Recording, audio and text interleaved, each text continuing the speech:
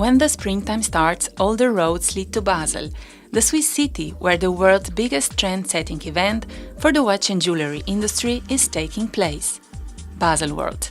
Most famous and prestigious brands reveal the trends that prevail for the following 12 months, and most influential retailers and global media gather under one roof to discover pulse of the industry worth more than $60 billion.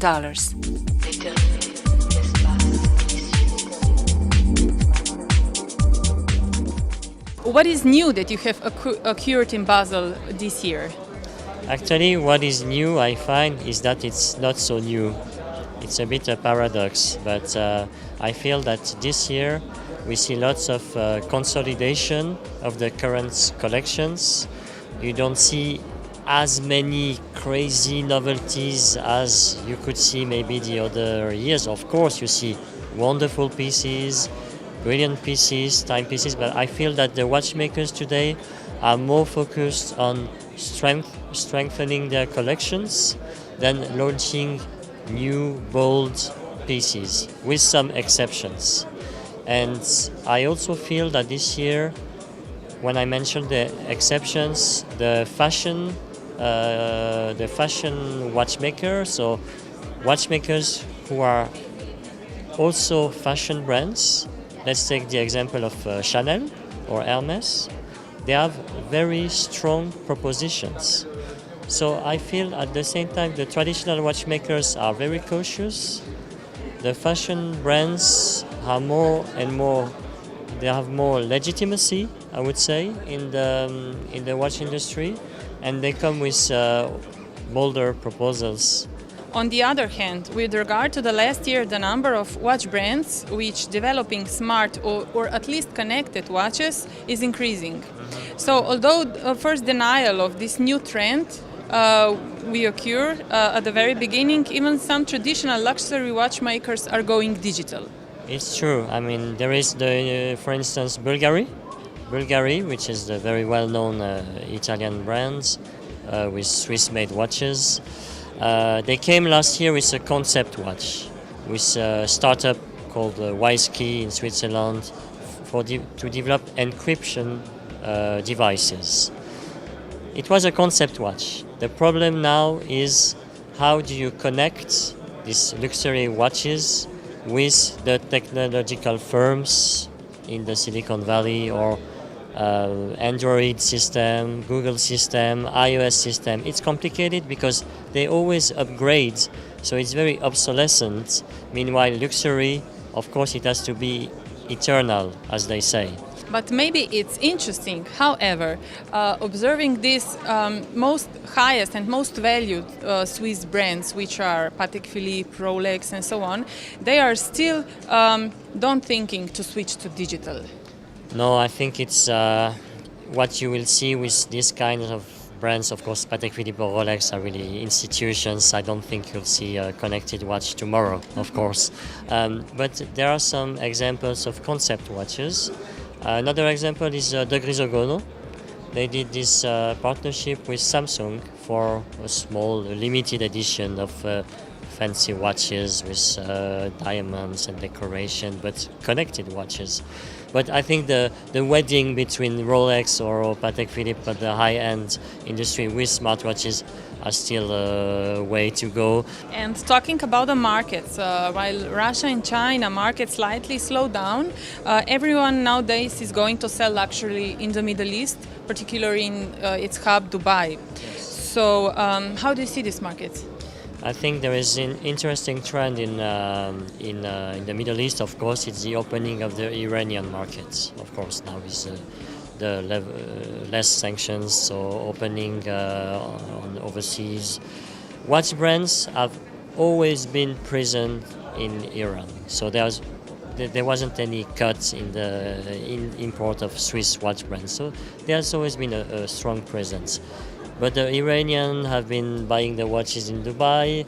Now maybe they will buy watches in Iran, and it's an 80 million large market. I mean, you see what is interesting today. Of course, China is slowing down, but you see markets which are now opening also more open to foreign investments, like Iran. I think we'll see very, very good trends there. Like Myanmar also is a very large country opening. Cuba maybe, we don't know. So the world is really the place of the game for the watchmakers, and it's a wide place, so they can find ways to niche markets. It's incredible. Sometimes I meet watch brands, they say, oh, I am number one in Turkey on a niche market, or number one, I don't know, in Australia. These are still important markets with millions of people buying watches. So I think there is future. Some of your attention is in the aliveness, the animating presence. Previous year, Patek Philippe celebrated a splendid anniversary, and this year is also a 20th anniversary of your annual watch calendar. What is the soul of the brand? Well, the inspiration actually for the annual calendar was to find a way to simplify the perpetual calendar. This is a very complicated watch, and the price was also high. And for a local, I would say for a junior customer, I would say somebody who is starting with Patek Philippe, he was always looking to have a complication, but maybe he was not willing directly to go for a perpetual calendar. And that's where we came out with this idea to have an annual calendar that you just have to set once a year in February. It seems quite easy just to think about the idea, but the technique was inside, the way how to make it was very important and very difficult to think. And it's not a complicated, but it's just a matter of finding the right way to do it.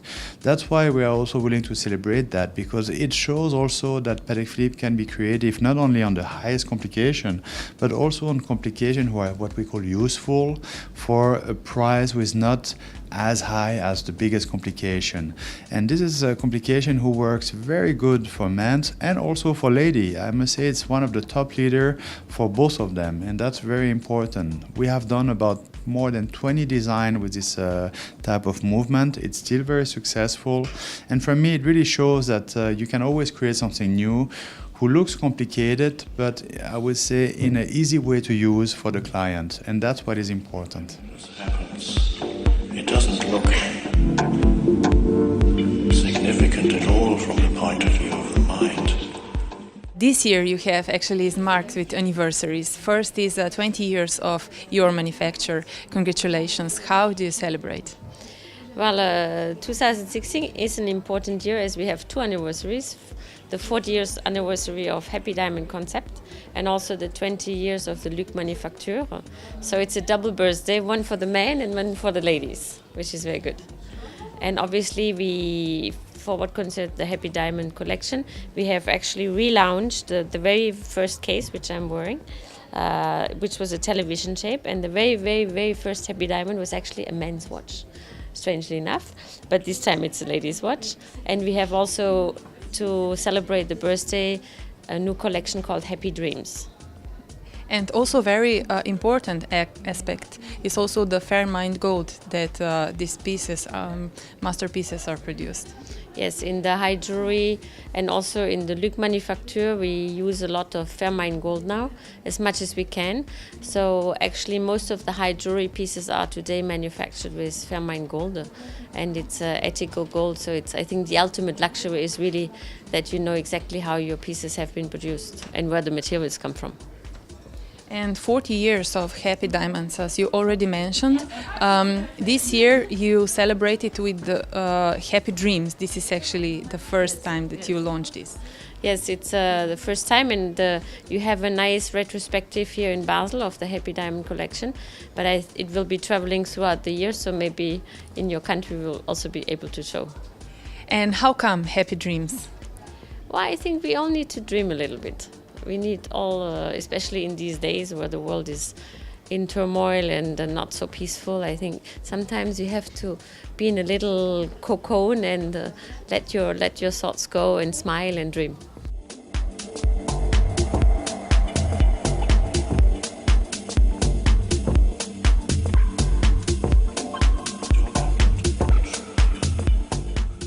In 2016 is a big year for Fabergé, as your Pearl Egg marks anniversary of Imperial X 100 years. Congratulations. And what is the spirit of this X, and how does Fabergé celebrating this milestone? So, as you may know, Fabergé completed 50 eggs for the imperial family. There were in fact 2 eggs that were not completed in 1917, and today, of the 50 eggs that were completed, we are aware of the whereabouts of only 43 of them. So that means that 7 eggs are still missing. Those items today, one of the 7 missing eggs, are probably worth anywhere between $15 and $50 million per egg. So you have one of the world's greatest egg hunts remaining in the last 7 eggs. Clearly those items are phenomenally special, and although people generally recognize those eggs as being what they associate Fabergé with, most people don't know that Fabergé made more than 250,000 individual items before 1917.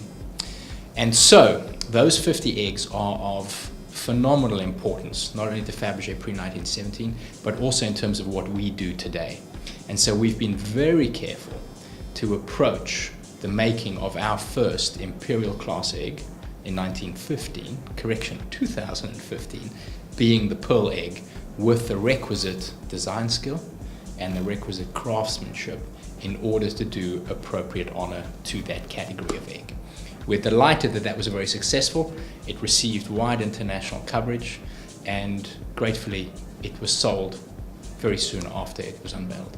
So that's true that Fabergé was very famous for mixing materials and only working with precious materials. So in our watches we work only with gold and we don't do any steel. And we always take the inspiration in Fabergé archives, which are so rich. And actually this year, for example, we took the inspiration in a Fabergé table clock, which was done by Peter Carl Fabergé in 1910.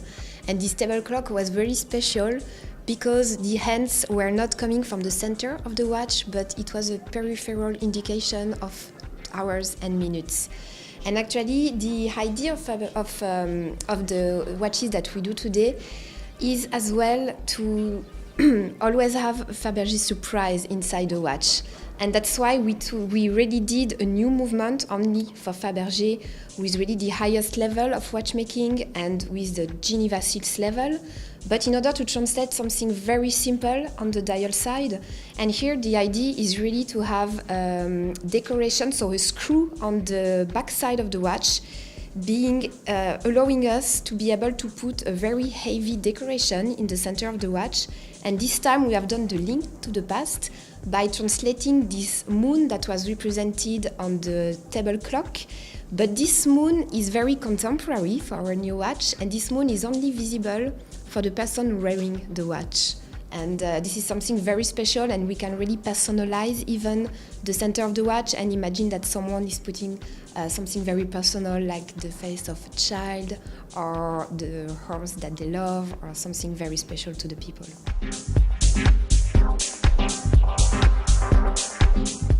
We have many things regarding ladies, regarding men. Let's consider, for instance, that one here, which is the new Serpenti Incantati. You know that the snake figure is the sign, the symbol, and the property of Bulgari. Typically, you are in a restaurant, as you mentioned it, you see a lady wearing a Serpenti. Instantly, you will know it's Bulgari, okay? That year, we launched Serpenti Incantati, which gives a new dimension to the snake theme for us, which is already super strong, but it gives a new dimension to that figure, thanks to a brand new design, which is a reinterpretation of the snake figure.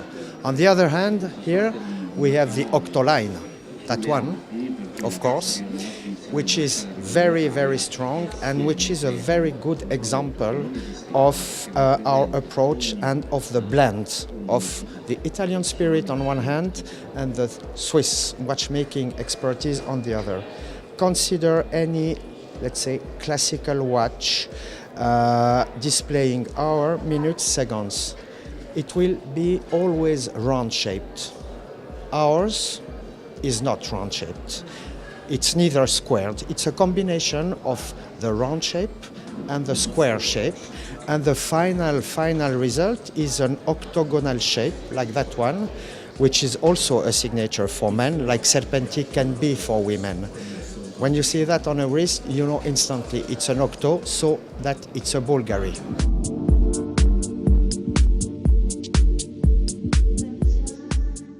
What is the message that Zenit delivering at Baselworld 2016? Clearly, we're focusing this year on classic car rallies and classic car events. A classic car is a mechanical thing as well as our watches. Handmade by people, traditional, sometimes difficult, sometimes complicated, as we say, but in our business, a complication is something positive. In other business, not. So classic cars, the same target group as for mechanical watches. People are ready to invest in something traditional, mechanical, enjoy tradition and heritage, and this is a nice target group. For instance, here we have a new model, it's called El Primero Classic Cars, where you see the strap. The other strap is made like the hand gloves of the old cars in the old days. On the dial you have the Côte de Genève, a red pusher and a green pusher, so start-stop. So this is dedicated to the classic car people. So this is our message, and this is what we are focusing on this year. You already mentioned El Primero. This is like a present Zenit. What about the history and the future? In this case, I can show this model, which is dedicated to cafe racer. These are these naked bikes, which are more stylish than fast. So they don't have these windshields like the racing bikes. So very trendy for people who I would consider them this kind of fashionista people. It's a lifestyle message product, showing a traditional old pilot watch, as I mentioned before, with old steel, with the vintage strap. So it's really a message. This is the history. This is the present with classic cars, and here we have something which is also important for our future, because we have to make the bridge for the market between our history, which is 150 years rich, and our future, which is hopefully a few hundred years to come rich. So we have here ceramic cases in a turbio. So this is a new material, ceramic. This is an old material, old steel, and this is normal steel, so this is the present.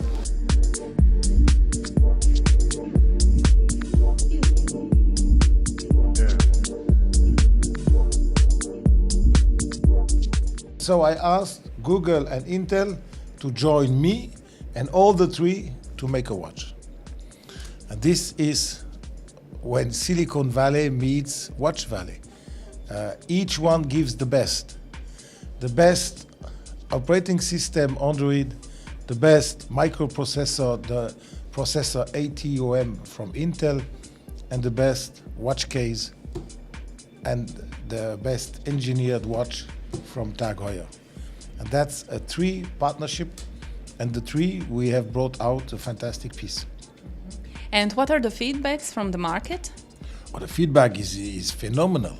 The feedback is just a giant. It's a feedback which I never expected. We are selling, we are already sold out, and we are producing this year 60,000 pieces, next year 200,000. So it's a huge success. And what is the price? Price is $1,500 or 1,400 Swiss francs. So it's an expensive price. It's probably the most expensive connected watch, together with the Hermes Apple. Hermes Apple is 1,500 and Tag Heuer is 1,500.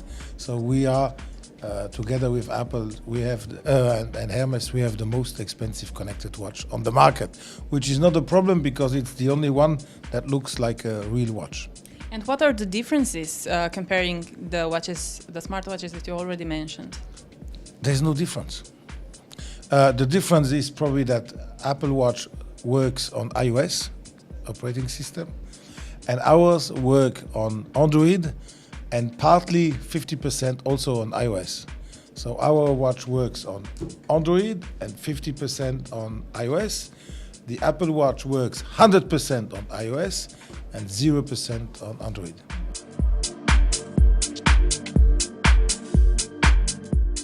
Breitling recently introduced Exospace B55, its first connected watch made by the independent Swiss watchmaker. So how this watch connects your aviation DNA and the digital vibe? I think this Exospace B55 is a great success for Breitling. We presented last year the concept to gather all the comments, then we did exactly what we said. We finalized the complete development of the product to be able to launch it last December in New York. And it's both for us very successful, first in terms of commercial, because we are still trying to keep up with the production to deliver what the market is asking for.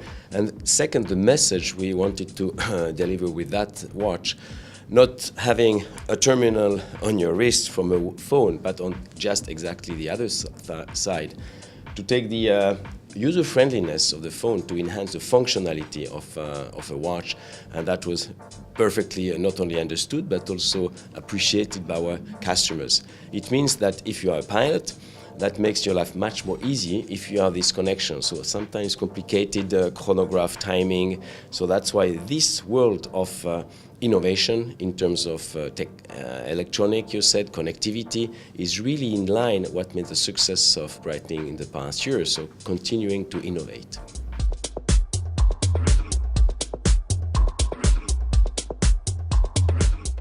Last year, for example, we celebrated 25 years of our watch activities with the brand Versace, and we created the DV25, which together with the use of the Greek and the Medusa, but also the mix of material, was really an outstanding piece that really represented the brand, and was really very successful to the extent that this year we have extended the DV25 line also for men, also in round shape instead only of rectangular shape, because it's really a piece that has been strongly identified as a Versace watch.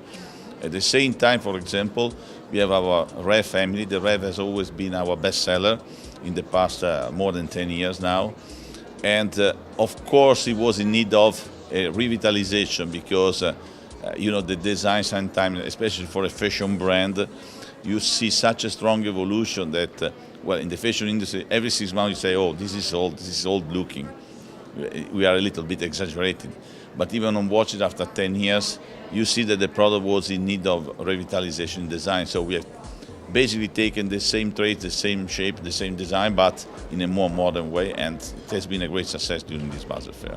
You already mentioned your best-selling collection. So what is the inspiration behind? What is the story of this collection? Well, the story behind is always to be recognizable as a Versace product. So all the inspiration comes from Donatella, so she gives us inspiration. Of course, she's not a watch designer, so our job is to translate the inspiration from Donatella into a concrete product by keeping the spirit of the Versace brand. So when you must end up with a product that people can say it's a Versace product before you put, let's say, the name on the dial.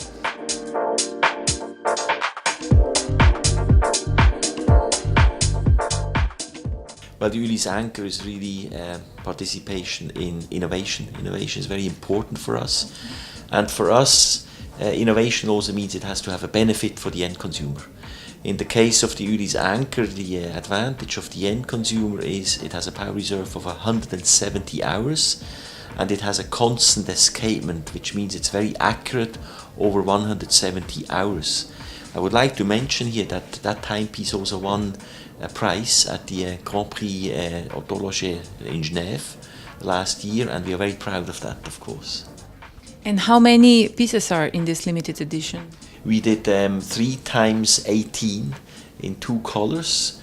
That's very limited for a timepiece of that kind, and we will continue to use the Ulysse Anchor in new movements, in different movements, because it has a lot of advantages as a technical feature. Mm-hmm. And what is the price? The price is approximately, depends on the material, approximately 75,000 Swiss francs or euros. That's the price range those pieces are in. Actually, you have very nice watch on you, also a new arrival of this year. That's the pride for me this year, and that's why I'm wearing one of those timepieces. It's called a marine chronograph with an annual calendar. The reason why I'm very proud of this one is we really integrated the very DNA of Ulysse now. What we did, we took an existing chronograph movement which we had, and we added a new feature, which is the annual calendar, which means you only have to set the date or adjust the date once a year. The timepiece is programmed and changes with months with 30 days or 31 days, with the exception of February. And how we did that is the amazing part. We produced only 7 movement parts for that additional function, and that keeps the production very efficient. It's industrialized, and that means the benefit for the end consumer is also on the price.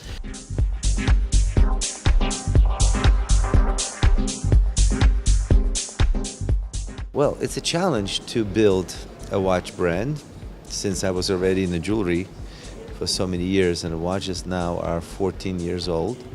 I launched my first watch in 2002, and competing or challenging in Swiss watchmaking world is not so easy, but it's a pleasure for me, and the more challenge it is, the better for me, because I enjoy doing this. I enjoy to develop, and what makes me happy is the end result. So Jacob the jeweler went also into the watch business, and one of the new arrivals is also Astronomia Clarity.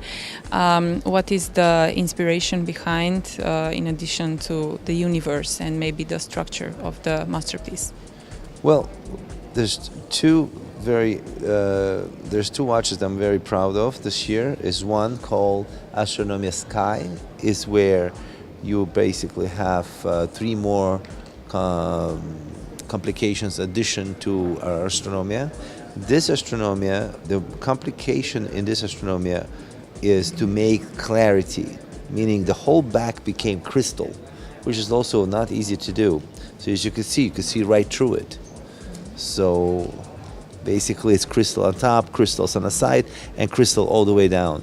So this is our novelty this year, and this was very challenging part to do. How long approximately it takes to produce such a masterpiece? The study takes about a year. You know, my engineers, they would study how to do this properly, approximately a year, and then you have to launch the crystal itself, and the CNC machine that would cut the crystal has to fit perfectly with everything that you do, and at the same time has to be also water resistant. So that is the challenging part. And of course, very limited edition. Yeah, it's very limited. I think these are 9 pieces limited. The Clarity, Astronomia are 9 pieces limited. And what is the price? What is the price? This is 600,000 retail.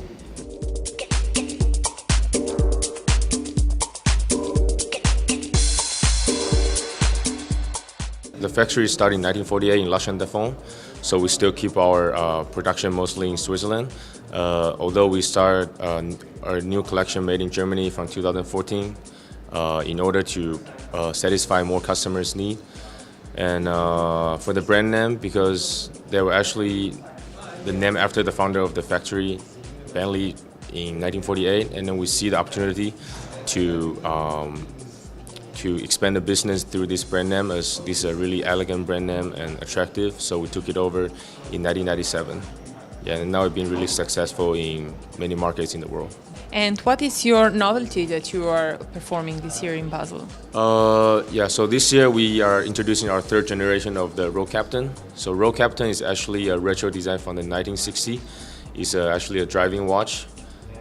We put a crown on the 12 o'clock, so it doesn't affect you when you drive. And also, if you look at the back side of the back case of the watch, you can see we have a unique 15-degree angle. So when you're driving, it's the best angle for you to read the time when you drive.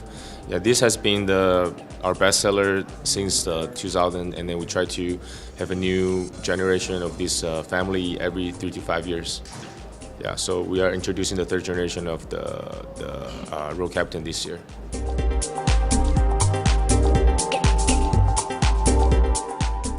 Despite global political and economic context, Baselworld proves that confidence in the industry is high.